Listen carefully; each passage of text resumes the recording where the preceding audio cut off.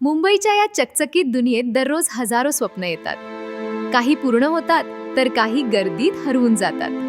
पण आजची गोष्ट अशा एका स्वप्नाची आहे जे हरवलं नव्हतं तर एका वडापावच्या गाड्यावर जपून ठेवलं होतं. नमस्कार, या बाई साहेबा, कशा आहात? मी मस्त आहे. एक वडापाव द्या बघू. हा घ्या, ताजा आहे, धन्यवाद. खूप छान आहे. अरे या, वडापाव खाण्यासाठी मी तुमची वाटच बघत होते.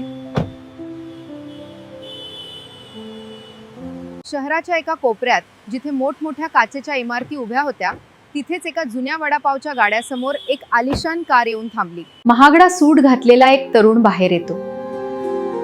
त्याच्या चेहऱ्यावर आज एक वेगळीच अस्वस्थता होती. मावशी, एक वडापाव मिळेल का? मिळेल की बाळा, गरम गरम घे. पहिला तिखट नाहीये, हे तर 10 वर्षापूर्वीची आठवण आहे. हा वडापाव खाताना मला एका चांगल्या माणसाची आठवण येते. किती मदत केली होती त्यांनी मला. आज त्यांच्यामुळेच मी इथे आहे. पहिला घास घेताच त्या तरुणाच्या डोळ्यात पाणी येतं. हे पाणी तिखटामुळे न तर त्या चवीमुळे होतं.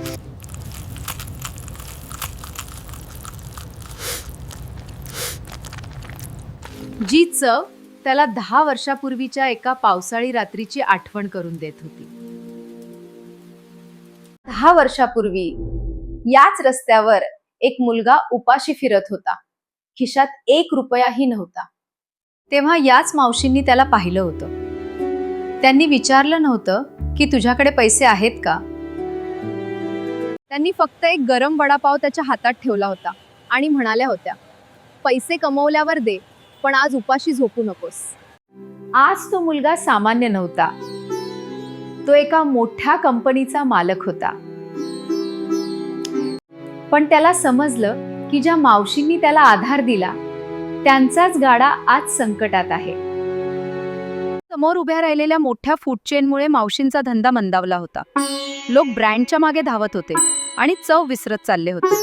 ज्या हातांनी मला उभं केलं त्या हातांना मी कधीच पडू देणार नाही. हो, लवकरात लवकर पोस्ट करा. आम्हाला काही तासांतच सोशल मीडियावर वादळ निर्माण करायचं आहे. दुसऱ्या दिवशी सकाळी मावशींच्या त्या साध्या गाड्यासमोर लांबच लांब रांगा लागल्या होत्या. अरे या, घ्या आईच्या हातचा गरमागरम वडापाव. हा ब्रँडेड बर्गर पेक्षा भारी आहे. तुम्हाला आवडला हे बघून खूप आनंद झाला. लोक ब्रँडेड बर्गर सोडून आईच्या हातचा वडापाव खायला आले होते. मावशींच्या डोळ्यात आनंदाश्रू होते. मित्रांनो, ब्रँड जाहिरातींनी बनतात हे खरंय, पण आठवणी आणि चव ही फक्त प्रेमानेच मिळते. तुमच्या आयुष्यातही अशी एखादी व्यक्ती आहे का जिने तुम्हाला कठीण काळात साथ दिली असेल तर कमेंट्समध्ये नक्की सांगा.